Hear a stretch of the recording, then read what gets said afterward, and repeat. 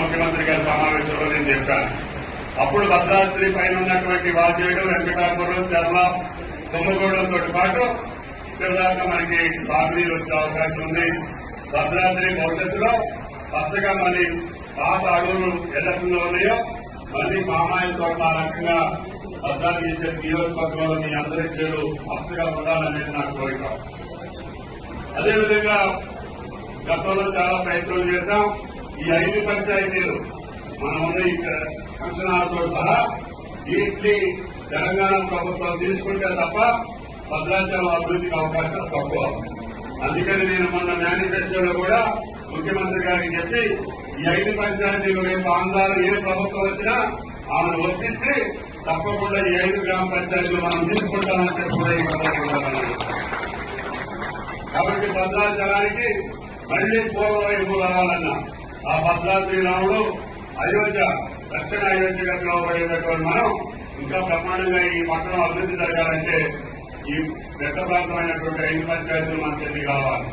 మనం ఈ రోజు నేను వచ్చినప్పుడు పొద్దుపడి వెళ్ళేటప్పుడు రోడ్డు బాగలేకపోతే ఎమ్మెల్యే గారు చెప్పారు, దానికి ఆంధ్ర రోడ్డు ఎట్లా అయిపోయిందంటే ఆంధ్ర అధికారులతో మాట్లాడి ఎమ్మెల్యే రిపేర్ చేయమని చెప్పారు.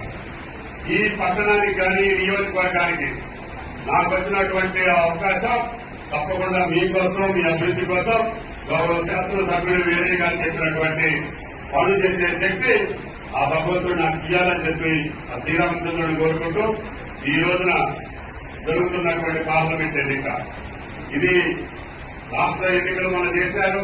మీరు కోరుకున్నటువంటి ప్రభుత్వాన్ని రేవంత్ రెడ్డి గారి ప్రభుత్వాన్ని తీసుకొచ్చారు. అందులో నాకు కూడా ఇప్పుడు అవకాశం ఉంది కాబట్టి తప్పకుండా నాకు ఈ ప్రాంతంలో లక్ష్మీపురం, లక్ష్మీనగరం రోడ్డు ఆ రోజుల్లో మట్టి రోడ్లో వెళ్ళా. మొన్న మరి బీటీ రోడ్లో వెళ్తా ఉంటే ఆనందంగా ఉంది. వరదలు వచ్చినప్పుడు నెల్లిపాటు కూడా ఈ రోడ్డు ఊడిపోతా ఉంటే చిత్తూరు వెళ్ళాలంటే ఆ దారి అయితే ఎంతదని చెప్పారు. ఆ దారి 30 కిలోమీటర్లు కూడా రోడ్డు శాంక్షన్ చేసి మొన్న ఆ రోడ్డు మీద వెళ్తా ఉంటే ఆ రోడ్లో ఉన్న గ్రామస్తులందరూ కూడా ఆనందంగా ఉన్నారు. ఇట్లా ఈ యొక్క నియోజకవర్గంలో మన టీఆర్ఎస్ ప్రభుత్వంలో కూడా చర్ల మండలంలో కొన్ని రోడ్లు కావాలి, మారుమూల ప్రాంతాల్లో గిరిజనులు కావాలి అని చెప్పి అడిగితే వాటిని కూడా శాంక్షన్ చేసుకున్నాం. ఎల్ఎఫ్ఈ కింద ఇంకా భవిష్యత్తులో ఏది కావాలన్నా అది శాంక్షన్ చేసుకునే అవకాశం. మన ముఖ్యమంత్రి గారు భద్రాద్రి వచ్చినప్పుడు ఇందిరమ్మ ఇళ్ల యొక్క ప్రారంభోత్సవానికి భద్రాచలంలోనే మొదలుపెట్టాం. తప్పకుండా గతంలో ఏ రకంగా పేదలకు ఇల్లు వచ్చినాయో మళ్లీ ఎమ్మెల్యే గారికి, వేరే గారికి అప్పచెప్తాం. తప్పకుండా ఇల్లు లేనటువంటి పేదవాళ్ళందరికీ ఇల్లు ఇచ్చే కార్యక్రమం చేస్తున్నాం. అదేవిధంగా సోనియా గాంధీ గారు ఇచ్చినటువంటి 6 గ్యారెంటీలు కూడా ఒక్కొక్కటి పూర్తి చేసుకుంటూ వస్తున్నాం. నిన్న మనం చెప్పాను నేను, మీరు తెల్లారిపాటికి మీ యొక్క బ్యాంకుల్లో మీ అకౌంట్ లో రైతు బంధు వేపిస్తాను ముఖ్యమంత్రి గారికి చెప్పాను. ఆయన 9వ తారీఖు అని చెప్పాడు కానీ 6వ తారీఖు అర్ధరాత్రికే మీ ఫోన్లన్నీ టింగుడు కొట్టింది. 7,500 కోట్లు రైతుల ఖాతాల్లో జమ చేశాం. జీతాలు ఇచ్చుకుంటూ పోతున్నాం, పెన్షన్లు ఇచ్చుకుంటూ పోతున్నాం. ఖజానా ఖాళీకున్నా, అప్పుల పాలైనా, వడ్డీలు కట్టే భారం ఉన్నా ముఖ్యమంత్రి గారు సమర్థవంతంగా ఈ ప్రభుత్వాన్ని ముందుకు తీసుకెళ్లాలి. రైతాంగాన్ని, పేదలను ఆదుకోవాలి. ఈ పథకాలన్నింటినీ కూడా పూర్తి చేసుకోవాలి. అది బస్సుకి, మహిళలకి ఉచితమైన ప్రయాణం కావచ్చు, గ్యాస్ కనెక్షన్స్ కావచ్చు, ఆరోగ్యశ్రీ కావచ్చు, విద్యుత్ శక్తి 200 యూనిట్లు కావచ్చు, రేపు వచ్చేటటువంటి పంట రుణమాఫీ కూడా ఇంకా 2 లక్షల రుణమాఫీ మాకు బాకీ ఉంది.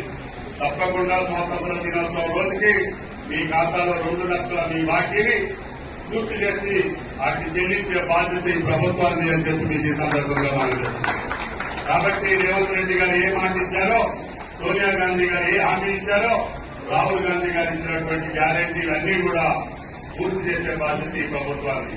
కాబట్టి మీరందరూ భద్రాద్రి డివిజన్ పూర్తి స్థాయిలో అభివృద్ధి జరగాలన్నా, ఇప్పుడు మీరు కోరుకున్నటువంటి 5 పంచాయతీలు మనకు రావాలన్నా మన ఎంపీ బలరాం నాయక్ గారు గెలవాల్సినటువంటి అవసరం ఉంది. ఆయన పార్లమెంట్ లో ఇక్కడ మనం తీర్మానం చేసి పంపించినా కూడా మళ్లీ పార్లమెంట్ లో మళ్లీ చట్టం మార్చాలి. ఒక ఊరు రావాలన్నా, పోవాలన్నా రాష్ట్రాల్లో మళ్లీ పార్లమెంట్ లోనే పాస్ అవ్వాలి. కాబట్టి పార్లమెంట్ లో మెజారిటీ ఉంటేనే పాస్ అవుతుంది. కాబట్టి దయచేసి మన ఎంపీని మీరు పార్లమెంట్ కి పంపించాలి. కాబట్టి రేపు రాహుల్ గాంధీ గారి ప్రభుత్వంలో మళ్లీ బలరాం నాయక్ గారు మంత్రిగా ఉండే అవకాశం వస్తుంది. కాబట్టి దయచేసి మీరు ఈ మంచి అవకాశాన్ని సద్వినియోగం చేసుకోవాలి. టీఆర్ఎస్ ఎమ్మెల్యే వచ్చారు, కాంగ్రెస్ ఎమ్మెల్యే ఉన్నాడు, సిపిఐ సిపిఎం వాళ్ళు కూడా మీతో కలిసి రావడానికి ప్రయత్నం చేశారు. కాబట్టి మీరందరూ కొత్త మెజార్టీ బదలాలు వచ్చినట్టుగా మీరు ప్రయత్నం చేయాలి. మీ పనులు ఏదన్నా ఉంటే 4-5 రోజులే ఉంది, పోలింగ్తో సహా 4 రోజులు, 10, 11, 12, 13 ఇవాళతో 5 రోజులు, 5 రోజులు ఇవాళతో 5 రోజులు పోలింగ్ అయ్యేదాకా మీరు ఇదే పట్టుదలతో ఉండాలి. ఉంటే 5 రోజులు మీరు కష్టపడండి. ఈ 5 సంవత్సరాలు వెంకట్రావు గారికి మీకు బాలేదు అని చెప్పి మీకు ఈ సందర్భంగా మనం చేస్తుంది. ఈ కేసీఆర్ ఎట్లా పనిచేస్తుందో ఎమ్మెల్యే అట్లా పనిచేయాలి. కాబట్టి ఆయన ఆశీర్వదించండి, ఆయన గౌరవాన్ని నిలబండి, వీరయ్య గారి యొక్క ప్రతిష్ట నిలబండి. ఆయన జిల్లా కాంగ్రెస్ అధ్యక్షుడు కాబట్టి ఆయన జిల్లాలోనే నేనున్నా. నా ఊరు కూడా వీరయ్య గారి జిల్లాలోనే ఉంది. అంటే ఇది నా జిల్లా, మన జిల్లా. కాబట్టి దయచేసి మీరు పట్టుదలతో 5 రోజులు పనిచేయండి. తప్పకుండా ఈ యొక్క అభ్యర్థిని గెలిపించుకోవడంలో మీ భాగస్వామి ఉండాలి. జాయిన్ అయ్యే ముఖ్యులుంటే జిల్లా పార్టీ అధ్యక్షుల ద్వారా జాయిన్ అవ్వాలి. తప్పకుండా పేరు చదవండి, వేరే గారి కంట్రోల్ చేస్తారు. మరిన్ని వీడియోస్ కోసం ఛానల్ ని సబ్స్క్రైబ్ చేయండి, లేటెస్ట్ అప్డేట్స్ కోసం వాట్సాప్ ఛానల్ ని ఫాలో చేయండి అండ్ లింక్ డిస్క్రిప్షన్ లో ఉంది.